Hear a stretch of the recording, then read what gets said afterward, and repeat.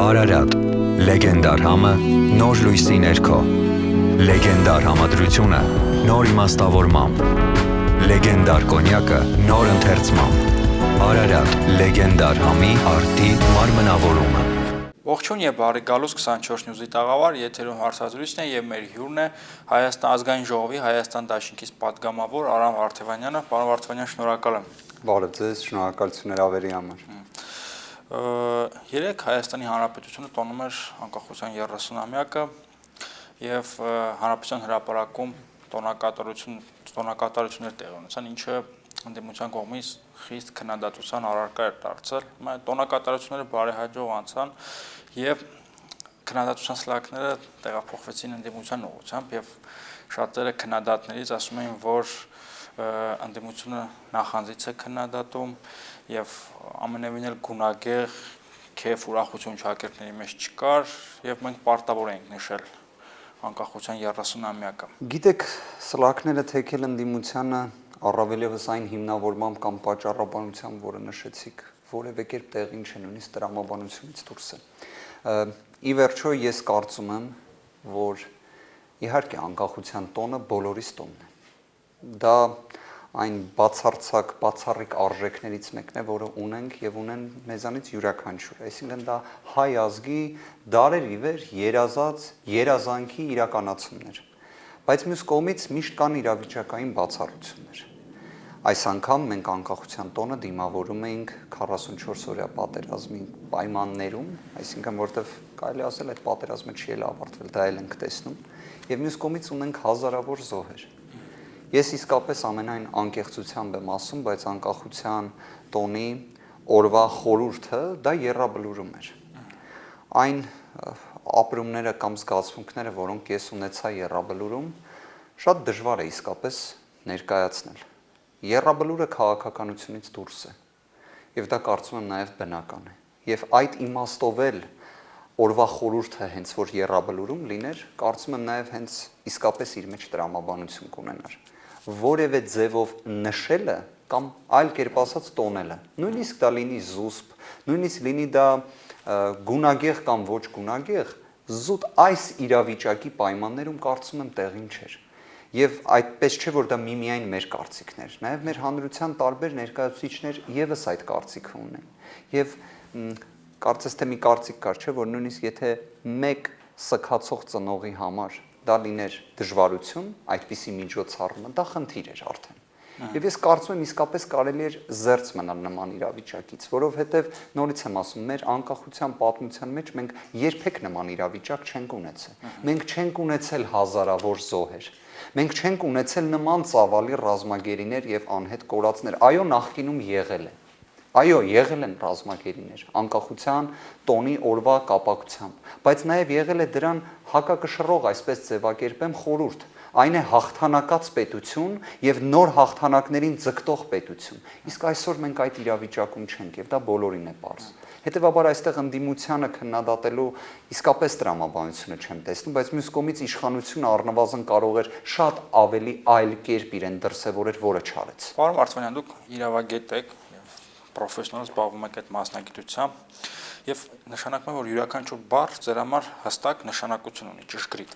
Հիմա խնդրում եմ մեկնաբանեք վարչապետ Նիկոլ Փաշինյանի հայտնի ձևակերպումը, որ հաղթել չի նշանակում պարտադիր ինչ-որ մեկին հաղթել։ Ինչ է սա նշանակում բառերի ճշգրիտ նշանակությամբ։ Ճշգրիտ նշանակությամբ, եթե հենց իդեպ ինչպես նշեցիք, որպես իրավաբան դիտարկեմ, դա ոչինչ չի նշանակում, որտեղ այդպես չի կարող լինել։ Նույնիսկ ամենապրիմիտիվ հարցում, երբ մարդը դիմում է դատարան, միշտ լինում է հայցվոր պատասխանող, կամ ենթադրենք պայքար է տալիս օրենքի դրույթի դեմ։ Հա, ենթադրենք սահմանադրական դատարանում, բայց միշտ կա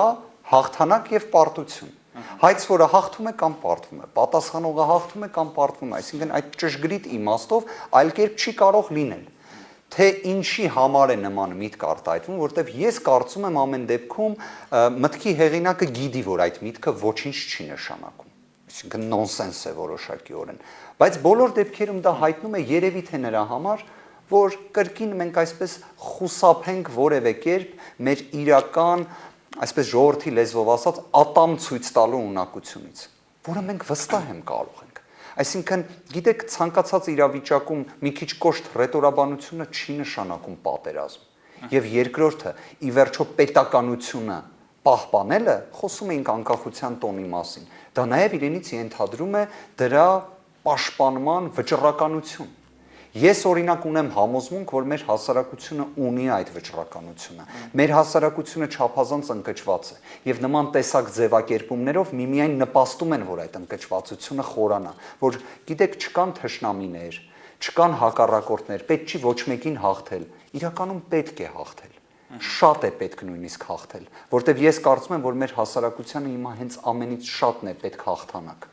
իրական հաղթանակ, արժանապատվությունը վերականգնող հաղթանակ, վստահ եմ, որ այդպես է, եւ մեր հասարակության ստվար զանգվածի մոտ կա դա, բայց նաեւ կան մտահոգություններ։ Ի վերջո պարտությունը պատերազմում ունի իր տարբեր մետաստազները, որոնք մենք տեսնում ենք, ցավոք սրտի այդպես է, մենք հաղթանակած ազգից այսքան տարիներ հետո տեսանք նաև այդ պարտության իրավիճակը, բայց ես կարծում եմ հենց դա պետք է վերաիմաստավորել եւ ավելի ուժեղանալ եւ այո հաղթել թշնամիների, հաղթել միջազգային հանցագործների եւ այլն։ Ես առաջարկեմ իմ տարբերակը ձեր թույլտվությամբ, ամենայն հավանականությամբ կարծում եմ վարչապետը նկատի ունի, որ ճիշտ է մենք պարտվել ենք ռազմի դաշտում, բայց կարող ենք հաղթել խաղաղության պայմաններում, հաղթել զարգանալով, հաղթել պետությունը ոտքի կանգնեցնելով եւ այսպես շարունակ։ Այսպես կարող ենք հասկանալ։ Գիտեք, ես այդպես կցանկանայի հասկանալ մեկ վերապահումով, որ արդյունքում հաղթենք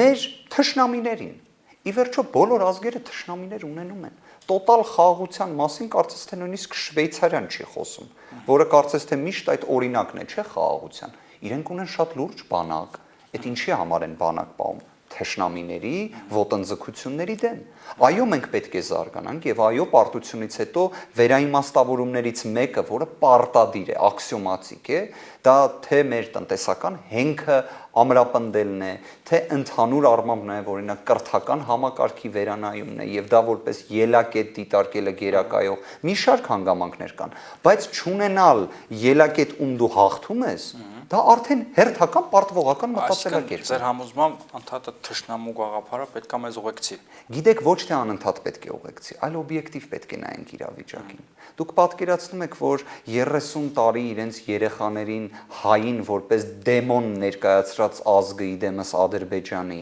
պետք է մեզ հետ այդպես բարի եւ խաղաղ լինի, որը նույնիսկ մինչ այս պահ Արցախի դրոշը տեսնելու դանակով քերում է։ Չէ՞ դա ինչ որ բաներով է, չէ, հանգամանքներով է պայմանավորված։ Ու կրկին մեր արժանապատվությանն են կպնում։ Թե Թուրքիայի պես երկիրը, որը բոլորս հիշում ենք 44-օրյա պատերազմին ինչ մասնակցություններ ունեցել, թե բայրակթարների, թե ֆինանսական օժանդակության, թե վարձկանների մասով պետք է մեզ հետ խաղաղության պարտնյոր, հա, հանդիսանա։ Այսօր ես մամուլում հանդիպեցի, որ իշխանության ներկայացուցիչներից մեկը,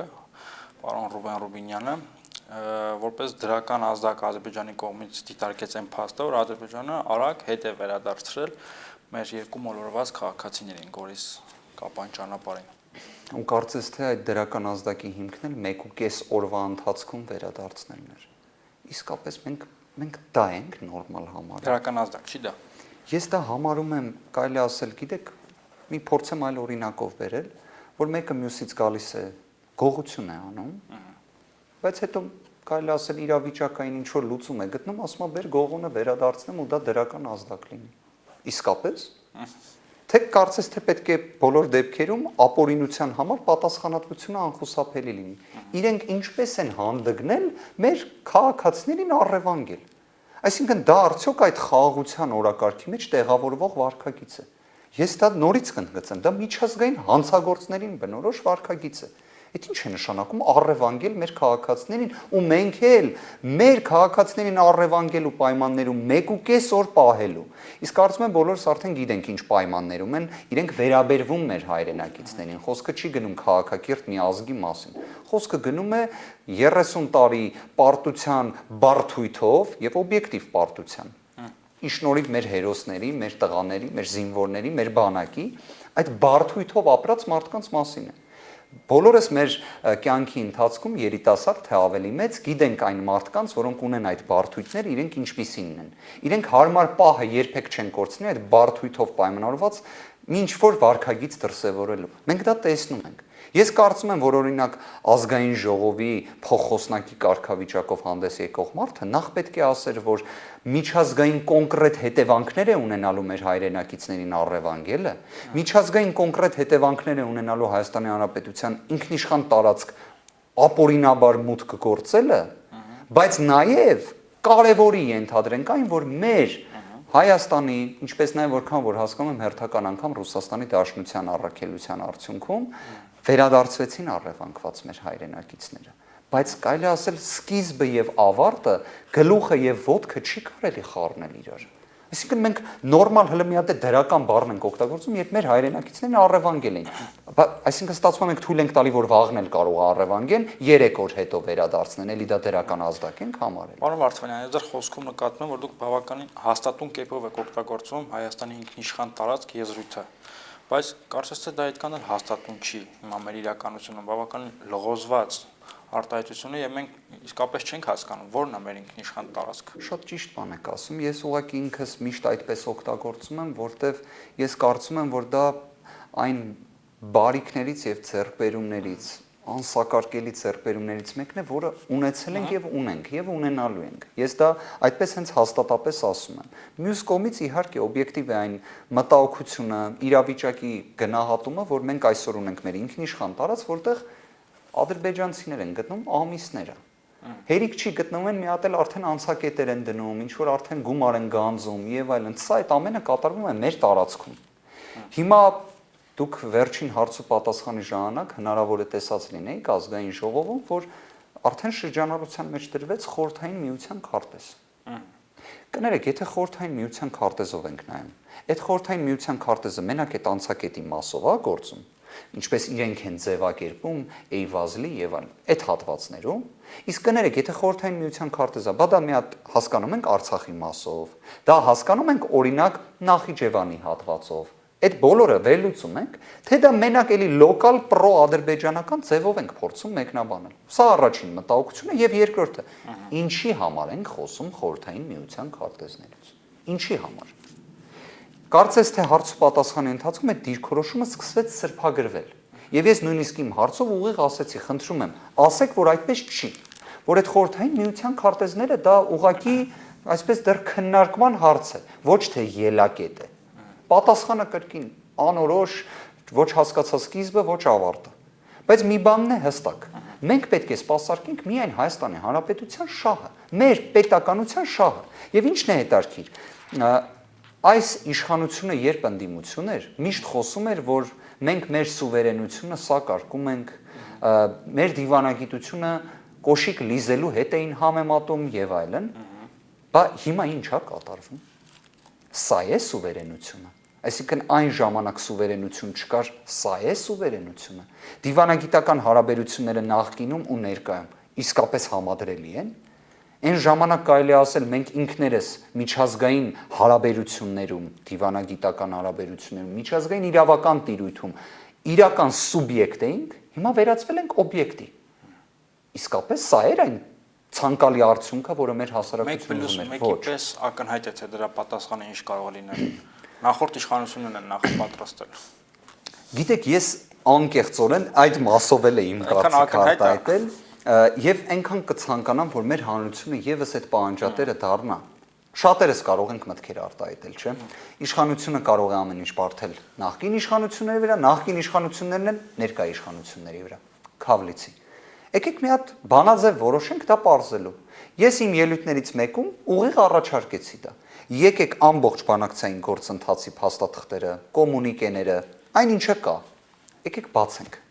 Եկեք բացենք, տեսնենք։ Տեսնենք վերջին 3 տարիներին ինչ էր բանակցվում, եկեք շատ շիտակ դրան նայենք, առանց էմոցիաների։ Եվ նախկինում ինչ էր քննադատվում, եւ օբյեկտիվորեն տեսնենք նախկինում բանակցությունների խնդիրները, եւ տեսնենք վերջին 3 տարիների բանակցությունների խնդիրները։ Ես կարծում եմ, այս հարցը քաղաքական գնահատականներից կարող է տեղափոխվել կիրառական, իրավական տիրույթ,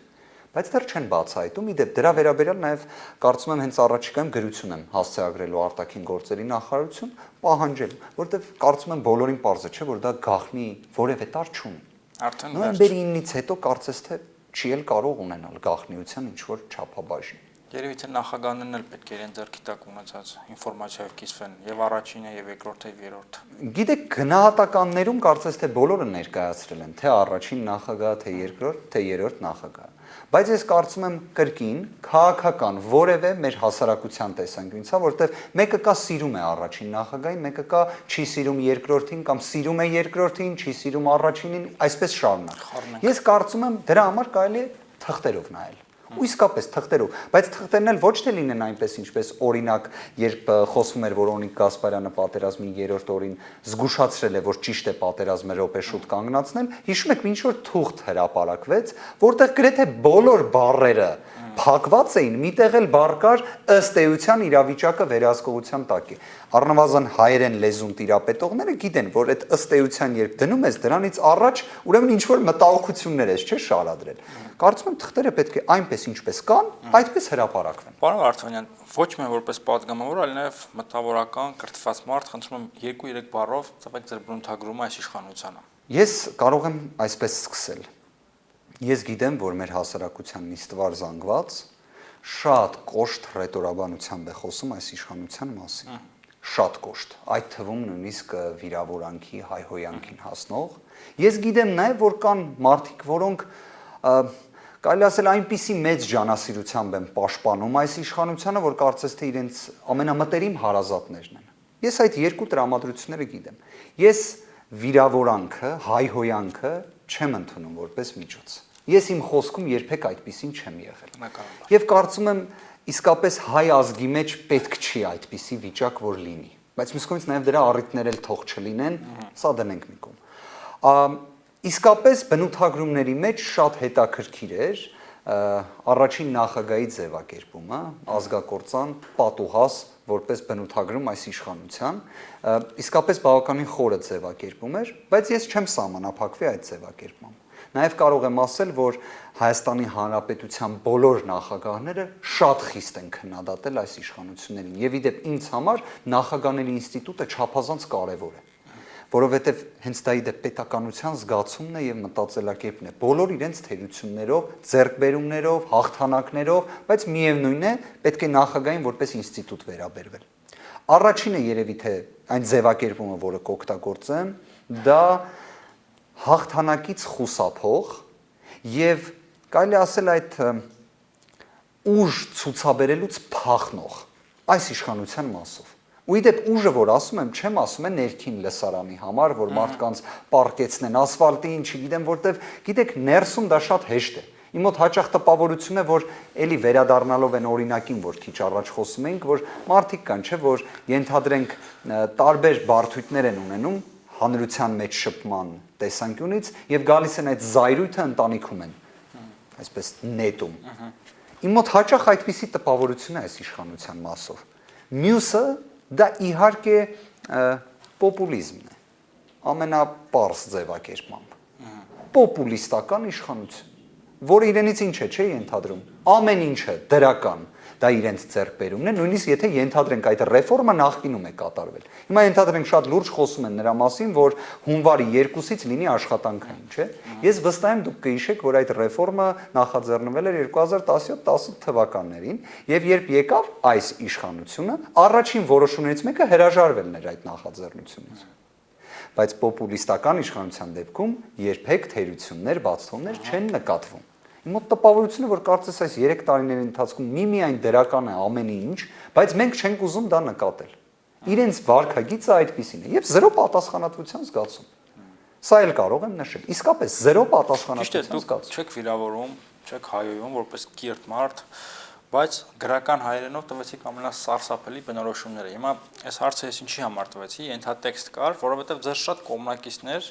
ձեզ մեղադրում են, ասում են, թե այսպեսին է այս իշխանությունը, օժտված է այս արատներով, ապա ինչ գործ ունեք դուք ազգային ժողովում, ինչու եք նրանց հետ աշխատում, ինչու եք նստում նրանց կողքին,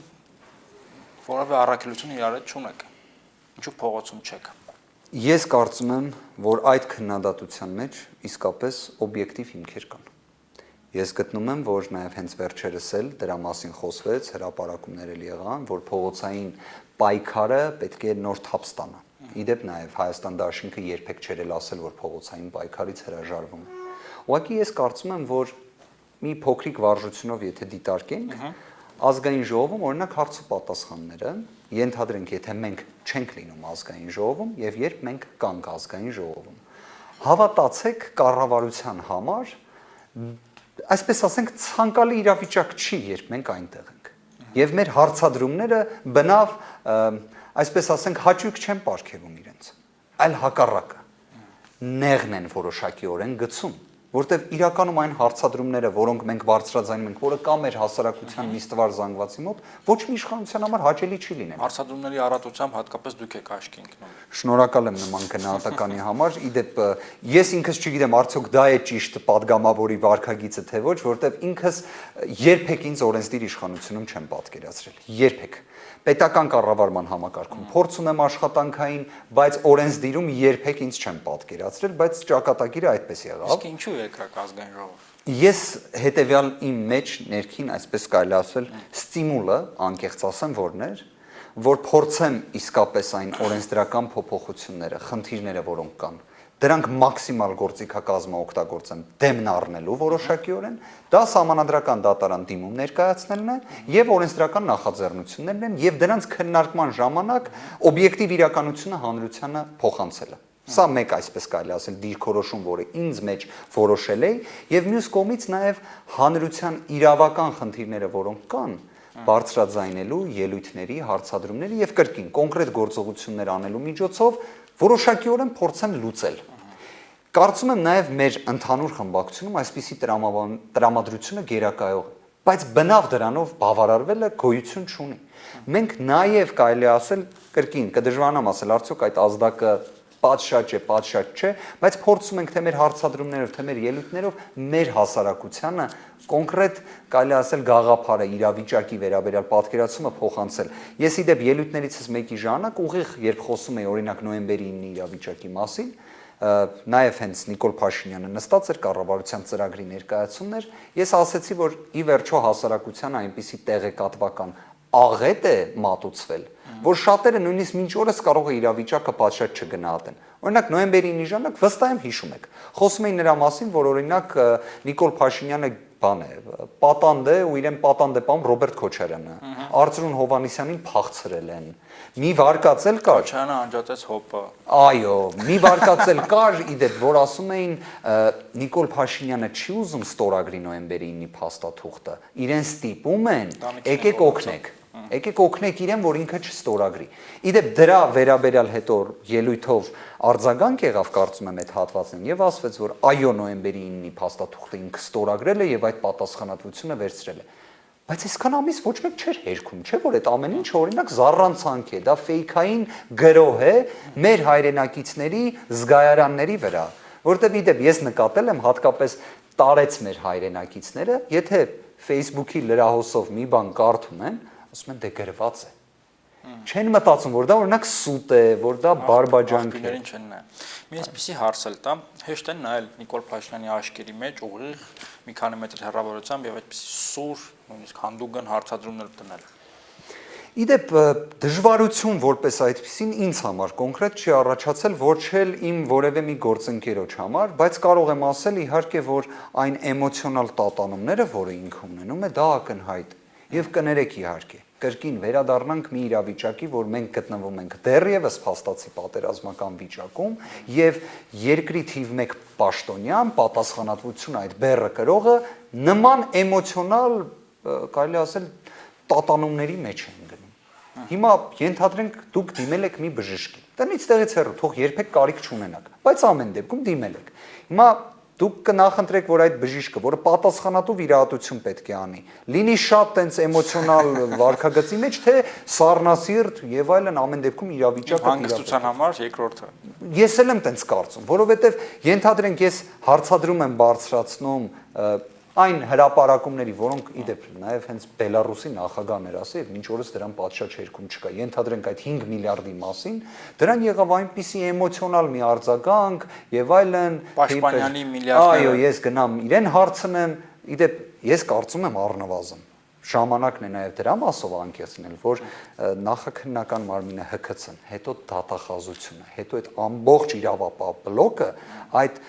4 միլիարդի առեղծվածի հետևից գնացել է։ Դա նորություն չէ։ Եվ իրականում պարզել է, որ դա չկա, բայց դրա մասին նորից խոսում է։ Հիմա սա նորից տեղեկատվական աղետ չէ։ Իդեպ ես օրինակ 5 միլիարդի վերաբերյալ հարցադրումս ասելով էլ, մշտապես ասել եմ, որ ես անմեղության կանխավարկածը յուրաքանչյուրի հարգում եմ։ Ես հարցը բարձրաձայնում եմ, թող քննություն անեն, հերքեն, եւ երբ հերքեն, ես այդ հերքումը կհարգեմ։ Բայց այդ ինստիտուտը մեր երկրում կա անմեղության կանխավարկած։ Ես որքան որ հասկանում եմ, ոչ, բայց ես օրինակ հարգում եմ։ Իհարկե մեկ վերապահման, որի համար էլ քննադատության արժանացա։ Ես Էրդողանին եւ Ալիևին միջազգային հանցագործ եմ համարում առանց իրենց անմեղության կանխավարկածը հարգելու։ Ինձ դրա համար քննադատեցին իդեպ իշխանական падգամավորներից մեկը ասելով թե ինչի եմ ես անմեղության կանխավարկած խախտում, բայց գտնում եմ ճիշտ եմ արել, նորից եմ անելու։ Իսկ ես վիրավորեց այն ձևակերպումը, որ դες ասած պաշտպանյալի փաստաբան։ Ես նման արտահայտություններից բնավ չեմ վիրավորում, բացարձակապես։ Ես ի վերջո նորություն չեմ ասի, որ ես իրականացրել եմ փաստաբանական գործունեություն, իրականացրել եմ բազմաթիվ անձանց պաշտպանություն, այդ թվում Հայաստանի Հանրապետության երկրորդ նախագահի, Արցախի Հանրապետության առաջին նախագահի պաշտպանությունը Ռոբերտ Քոչարյանի, եւ ես կարող եմ ասել, որ ի վերջո այս ամբողջ իրադարձությունների պայմաններում եւ դրա ֆոնին ես պաշտպանել եմ մարդու, ով պաշտպանել է Հայաստանի Հանրապետության արժանապատվությունը, ով որ Արցախի ազատագրման մեջ չափազանց մեծ դերակատարում ունի։ Ի վերջո նաեւ պատմության տեսանկյունից գիտենք ինչ մեծ դերակատարում ուներ պետական պաշտպանության կոմիտեն։ Ես այդ տեսանկյունից բացարձակ որևէ խնդիր չեմ տեսնում։ Ես ինքս դա երբեք ոչ թաքցրել եմ, հակառակը։ Ինձ համար դա բավականին կարևոր մասնագիտական, մարդկային գործունեության տեսանկյունից, որովհետև ես նաև ճանաչել եմ նախագահ Քոչարյանին դրա ընթացքում։ Եվ եթե մի օր առիթ լինի, որ ես ներկայացնեմ այնպես ինչպես ճանաչել եմ իրեն, շատերը կմտածեն երևի ես մի ինչ-որ հորինվածք եմ ասում, որովհետև իրեն հասարակությանը ներկայացրել են նաև կրկին, մամուլի, տեղեկատվական գործիքների արդյունքում լրիվ այլ կերպ։ Բայց իրեն ճանաչողները լրիվ այլ կերպ են իրեն ճանաչում։ Սա էլ կրկին մեկ այլ կարելի ասել խոսակցության առարկա է, բայց ես մի բան հստակ կարող եմ ասել։ Ենթադրենք, երբ խոսում են մարտի 1-ի մասին ու ասում են ստեր, ես երբեք դրա դեպքում չեմ լռելու։ Դա ինչպես կմեկնաբանեն, ինչպես կասեն, դա այլ հարց է, բայց ի վերջո այդ գործին ամենամանրամասն տիրապետողներից մեկը ես եմ։ Հիմա ենթադրենք Անդրանիկ Քոչարյանը երբ վեր է կանում, երբ նման գնահատականներ են հնչեցնում, ինքը գործի նյութերին ծանոթ չի։ Կամ երբ Ալեն Սիմոնյանը վեր է կանում եւ բանակին հերթական անգամ արոտավորելու տեսանկյունից խոսում է նրա մասին, որ բանակը եկել է մարդկանց գնդակահարելու։ Ախր ինչպես կարելի է նման սուտ ասել։ Չի կարելի։ Ես նման դեպքերում այո որոշակիորեն այդ կապը ընդգծվելու է այդ ժամանակ, ընդգծվելու է, բայց մի բան էլ կարող եմ ասել, որ ես դրանից չեմ խուսափելու։ Բայց իհարկե ինքս իմ գործունեությունը իրականացնելու եմ ներկայացնելով Հայաստանի Հանրապետության ամբողջ ժողովրդին։ Պատգամավորի մանդատը այդպիսին է։ Ես նաև ներկայացնելու եմ օրինակ իշխանությանը ձայն տված մարդկանց։ Եվ ես իդեպ գտնում եմ, որ հենց շատ կարևոր է այդտեղ մեր առաքելությունը մարդկանց ճշմարտությունը ցույց տալու, որովհետև այնտեղ շատ մարդիկ կան իսկապես մոլորված։ Մի այսպիսի քննադատություն էլ կա, ձևակերպում իմիջի, բայց ես մեջբերեմ, ասում են ընդդիմությունը գնաց նստած ազգային ժողովի կարմիր աթոռներին եւ մատնվելով կոնֆորմիզմի մոռացավ իր ձերբակալված ընկերներին։ Այսինքն ակնարկում են, որ դուք չեք պայքարում հանուն։ Ես կարող եմ օրինակ բերել այն գործունեության, որ իրականացրել ենք։ Առաջինը մենք բարձրաձայնել ենք մեր գործընկերների, որոնք падգամավոր են եւ 21-րդ դարում լինելով падգամավոր առանց ազգային ժողովի համաձայնության հիմա կալանավորված են։ Այդ խնդիրը բարձրաձայնվել է բոլոր իրավական գործիքներով, այդ թվում սահմանադրական դատարանի։ Այս ինստիտուտը ու այս ապօրինությունը մեկ։ Երկրորդը, մենք այս ընթացքում մի քանի անգամ եւ դա շարունակական, նույնիսկ ասեմ մշտական բնույթ է կրում, որ մենք այցելում ենք մեր գործընկերներին եւ միշտ բարձրաձայնում ենք այս իրավիճակը։ Այլ գործիքներ, որոնք կան, կարող եմ այսպես ասել, վստահ վերջակետ դրված չէ այն գործողությունների, որոնք մենք անելու ենք։ Մենք յուրաքանչյուր մեր գործընկերոջ կողքը կանգնած ենք, կարող եմ ասել, որ իրենց վճռականության մեջ, իրենց ուժի տեսանկյունից որևէ մի նահանջ չունեն, նույնիսկ կարող եմ ասել պարոն Չարչյանը, ունենալով այնպիսի առողջական խնդիրներ, որ հիմա ունի, ես իրենից ընկճվածություն չեմ զգացել։ Այսինքն չնայած այդ ամենին, եւ իրենք էլ մեր կողքն են կանգնած, մենք իրենց։ Այստեղ երկրորդ տարբերակ չկա։ Ավել գործողություններ պետք է արվի, կարծում եմ ճիշտ է։ այո պետք է արվի եւ արվելու է։ Փողոցներ փակվեն եւ այլն։ Գիտեք, եկեք, ինչպես ասացի, վերջակետ եկեք չդնենք, բայց այն որ գործողությունները հավելյալ պետք է լինեն, օրինակ սկզբից մարդիկ մտածում էին, թե մենք միայն այդպես ասած ազգային ժողովի շենքում ենք գործունեություն իրականացնում։ Հետո երբ գնացինք արդեն հենց այցելելու մեր գործընկերներին, թե քրեակատարողական հիմնարկներ, թե հիվանդանոցներ, սկսեցին ասել, բա մենակ էդ եք անում։ Այսինքն այդ քննադատությունը կարծես թե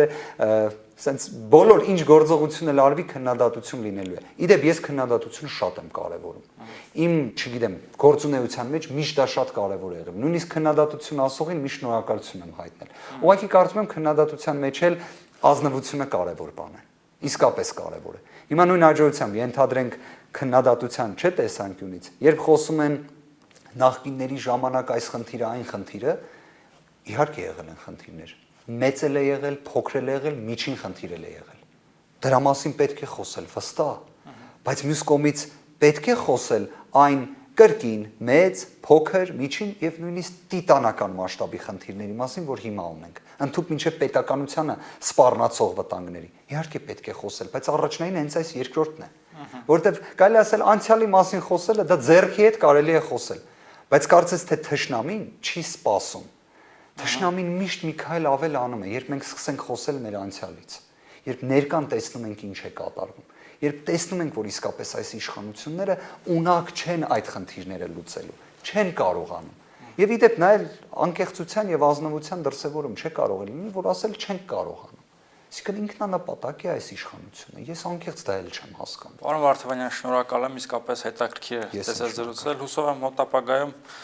նորից առիթ կունենանք զրուցելու եւ հուսով եմ, որ ձեր մատնանշած ճշմարտությունները կհասնեն հասցեատիրոջը։ Շնորհակալ եմ։ Մենք հետևողական լինելու ենք, շնորհակալություն։ Շնորհակալ եմ, ձեզ հաջողություն եմ մաղթում։ Շնորհակալություն։ Հիշեցնեմ, որ մեր հյուրն էր Ազգային ժողովի Հայաստան դաշինքից պատգամավոր Արամ Վարդանյանը։ Լավ եղեք։